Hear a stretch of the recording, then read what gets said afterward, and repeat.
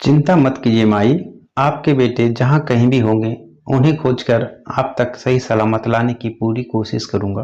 राजा विक्रमादित्य का आश्वासन मिलने पर बुढ़िया माँ और उसकी बहू को कुछ राहत मिलती है। राजा विक्रमादित्य बोले, माई आप अपने घर लौट जाएं। भगवान ने चाहा तो जल्दी ही आपके दोनों बेटे आकर आपसे मिलेंगे।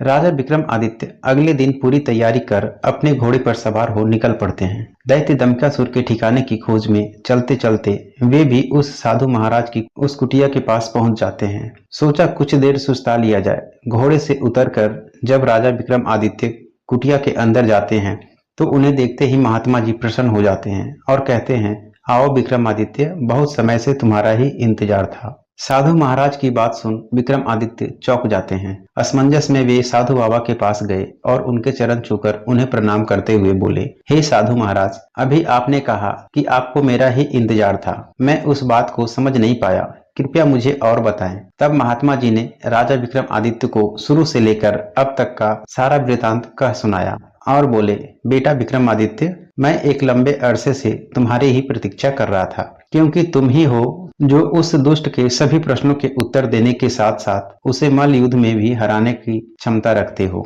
बेटा, उस दुष्ट दानव के कारण पता नहीं कितने ही घरों को ताला लग गया। हे वीर श्रेष्ठ, तुम्हारी बुद्धि उसके कपटी प्रश्नों का उत्तर देगी और तुम्हारी वीरता उसके अहंकार को चूर चूर करेगी। तुम्हारे ही हाथों से उसका अंत लिखा है। हे वीर सम्राट, अब तुम बिना देरी किए उस दुष्ट के पास जाओ और अंत कर दो उस नीच दानव का। महात्मा जी के वचन सुनकर राजा विक्रमादित्य के नेत्रों में क्रोध प्रज्वलित हो उठी। महात्मा जी से आशीर्वाद ले उनके बताए मार्ग से वे उस धूर्त दानव की गुफा की ओर तेजी से चल दिए। हवा से बातें करते हुए अपने घोड़े की बदौलत राजा विक्रमादित्य कुछ ही देर में दैत्य दंभिकासुर की गुफा के सामने जा पहुंचे। एक बुढ़िया माँ की आस, एक सिद्ध महात्मा का दिव्य आशीष और अनगिनत लोगों की दुआएं ले राजा विक्रमादित्य दैत्य दंभिकासुर की गुफा के बाहर पहुंच जाते हैं। अपने घोड़े से उतरकर जब राजा विक्रमादित्य दानव की गुफा के द्वार के पास गया तो वहां उसने लखन और महेंद्र की पत्थर की प्रतिमा देखी।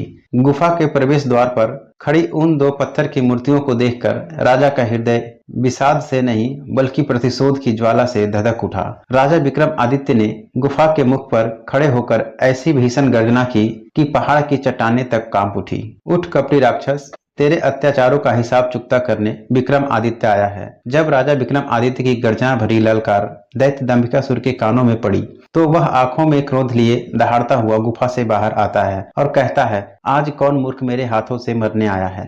आज कौन सा कीड़ा, कौन धरती का बोझ है जो दंभिकासुर को ललकार रहा है? दैत्य दंभिकासुर को देख क्रोधित राजा विक्रमादित्य बोला, ओ तो तू है वह मक्कारी दानव जो देवताओं के वरदान की आड़ में छिपकर लोगों को पत्थर बनाने के लिए छल थल कपट से अपने ऊपर आक्रमण करने के लिए उन्हें उकसाता है। दुष्ट राक्षस, तुझे क्या मिला ऐसा करके? पर अब और नहीं, तेरे पाप का घड़ा भर चुका है, तेरा अंत अब ज्यादा दूर नहीं। राजा विक्रमादित्य की आत्मविश्वास भरी आवाजें सुन दंभिकासुर थोड़ा सकपकाया। राजा विक्रमादित्य बोले, पूछ पापी राक्षस, कौन से हैं तेरे वो 7 सवाल? मैं जवाब देने के लिए तैयार हूँ। राजा विक्रमादित्य की बात सुन दैत्य दंभिकासुर बोला, ओ तो तू अब मेरे सवालों का जवाब देगा कीड़े?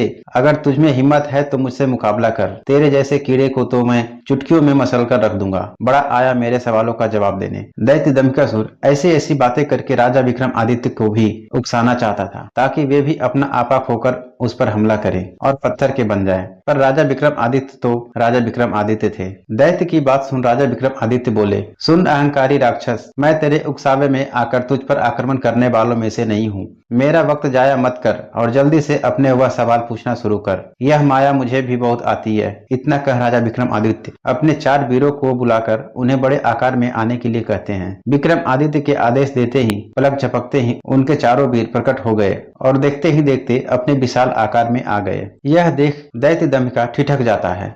जिंदगी में पहली बार उसे डर का एहसास हुआ। अगले ही पल राजा विक्रमादित्य चुटकी बजा अपने चारों वीरों को गायब कर देते हैं और दैत्य से कहते हैं, अगर मेरी ताकत और माया का छोटा सा नमूना देख लिया हो तो अब बिना वक्त बर्बाद किए अपने सवाल पूछने शुरू कर दे।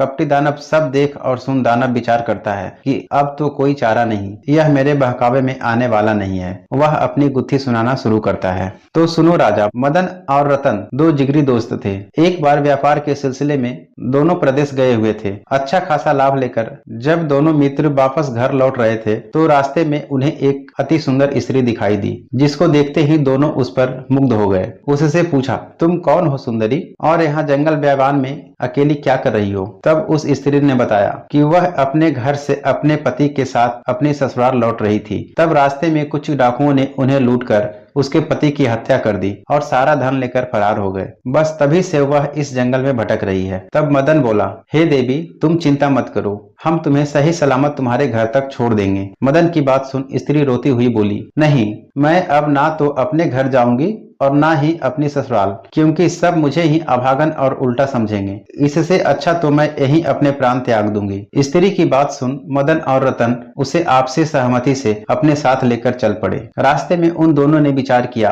अब इस स्त्री का क्या किया जाए? क्या फिर से इसका विवाह कर दे या फिर हम दोनों में से ही कोई एक इसके साथ विवाह कर ले? उन दोनों में से विवाह वाली बात दोनों मित्रों को ठीक लगी। जब उन्होंने उस स्त्री से इस बारे में पूछा तो वो स्त्री बोली, मुझे तो तुम दोनों ही अच्छे लगते हो। यह सुन दोनों मित्र और अधिक उलझन में पड़ गए। अंततः दोनों ने फैसला किया कि पर्ची डाली जाए, जिसका नाम आएगा वही युवती के साथ विवाह करेगा। पर्ची डाली गई तो सुंदर स्त्री मदन के हिस्से में आई। मदन ने उससे विवाह कर लिया और दोनों अच्छे से अपना जीवन व्यतीत करने लगे। समय का चक्र घुमा और एक संतान होने के बाद मदन किसी दुर्घटना का शिकार हो गया। मदन के मरने के बाद स्त्री रतन के पास गई और धन व्यापार में अपना हिस्सा मांगने लगी, पर असल में व्यापार और धन में मदन की कोई भागीदारी नहीं थी। तो रतन ने उसे साफ मना कर दिया। राजा विक्रमादित्य पूरे ध्यान से दैत्य दंभिकासुर की यह कहानी सुन रहे थे। आगे दंभिकासुर बोला तो रतन के मना करने पर वह स्त्री राज दरबार में पेश हो गई। राजा ने जब दोनों पक्षों की बात सुनी तो रतन के हक में फैसला सुनाया और बोला, रतन की दौलत में स्त्री का कोई हक नहीं है। इतनी कहानी कह दैत्य दंभिकासुर राजा विक्रमादित्य से बोला, बता, क्या उस राजा का फैसला सही था? दैत्य की बात सुन राजा विक्रमादित्य हल्के से मुस्कुराते हुए बोले, नहीं, अगर मैं उस राजा की जगह होता तो मैं निर्णय लेता कि उस स्त्री को रतन की दौलत में से हक मिलना चाहिए। दैत्य बोला, ऐसा क्यों? राजा विक्रमादित्य बोले, भले ही मदन के भाग में वह स्त्री पर्ची पर उसका नाम आने से आई थी, पर एक प्रकार से वह संपत्ति तो दोनों को ही बराबर थी, इसलिए उस स्त्री को बिल्कुल उत्तराधिकार है रतन की संपत्ति में हिस्सा मांगने का। राजा विक्रमादित्य की बात सुन दैत्य पूरी तरह उनके जवाब से संतुष्ट होता हुआ बोला, तुमने बिल्कुल ठीक कहा, तुम्हारा फैसला वाकई में उचित होता। आगे दैत्य दंभिकासुर बोला, पर ज्यादा खुश होने की जरूरत नहीं, अभी मेरे 6 सवाल और बाकी है।